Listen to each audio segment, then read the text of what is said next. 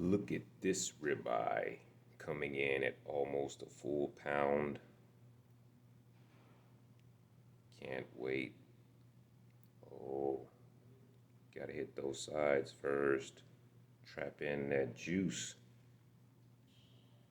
That is a big steak right there.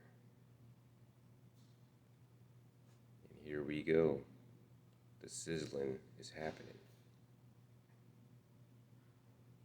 Buttered up on one side. There we go. Almost to the finish line with this big baby. Let's cut into it. See what we got.